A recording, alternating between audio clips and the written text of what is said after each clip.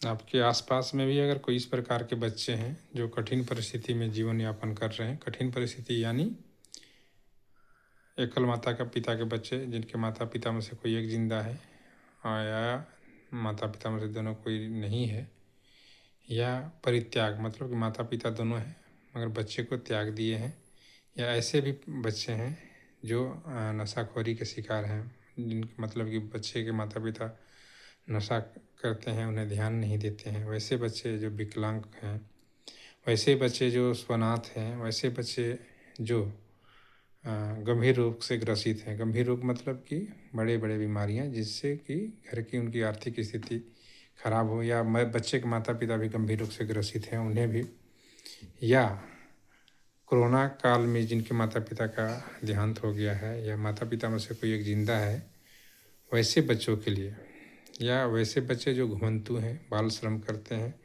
वैसे बच्चे जो सड़क में घूमते हैं, भिक्षाटन करते हैं, वैसे बच्चे। तो कुल मिलाकर के 10-12 कैटेगरिया है जो एक भारत सरकार के द्वारा संचालित योजना का नाम है मिशन वात्सल्य।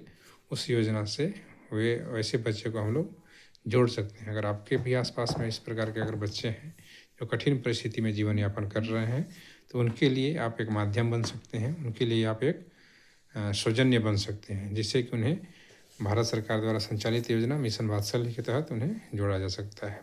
मिशन वात्सल्य का उद्देश्य है बच्चों को पूर्णवास एवं उन्हें शिक्षा के मुख्य धारा से जोड़ना, साथ ही उन्हें परिवार के साथ रखना। मिशन वात्सल्य में है कि कोई भी परिवार अगर या कोई भी बच्चा अगर अकेला है, जिनके माता पिता नहीं है, अभिभावक नहीं है, कोई नहीं है उनके जो सड़क में घूमते हैं, तो उन्हें किसी परिवार के साथ अटैच करना। इस योजना का मुख्य उद्देश्य यही है कि कोई भी बच्चा CCI मतलब बाल गृह में न रहे, वह कहीं न कहीं किसी न किसी परिवार के साथ जुड़े। इस योजना का मेन उद्देश्य भी यही है।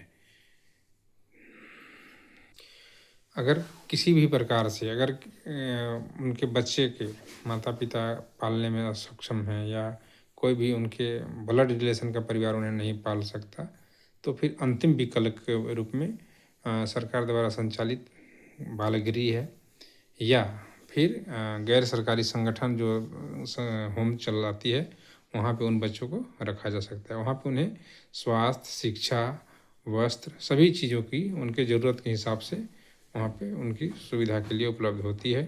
बच्चे स्कूल भी जाते हैं, बच्चे पढ़ाई भी करते हैं, उन्हें अगर इलाज की आवश्यकता है तो उन्हें इलाज भी वहाँ पे बाल गृह में उन्हें मिलता है।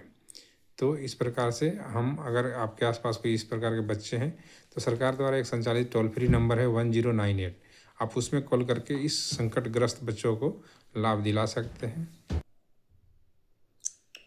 इन प्रकार के बच्चों के लिए प्रत्येक माह 4000 रुपया की आर्थिक राशि सहयोग सरकार प्रदान करती है। वैसे परिवार को उन बच्चों को पालन पोषण, उन्हें पढ़ने का अवसर प्राप्त करने के लिए सरकार द्वारा इस योजना का लाभ दिया जा रहा है कई जगहों पे पूरे भारतवर्ष में। तो आपके भी आसपास अगर इस प्रकार के बच्चे हैं तो उन्हें इस योजना का लाभ दिलाने में सहयोग प्रदान करें। इस योजना का लाभ दिलाने के लिए सबसे पहले आपको या तो 1098 एक टोल फ्री नंबर है, 1098 के अलावा 112 112 1098 किसी भी नंबर पर आप कॉल करके उन्हें सूचना दे सकते हैं।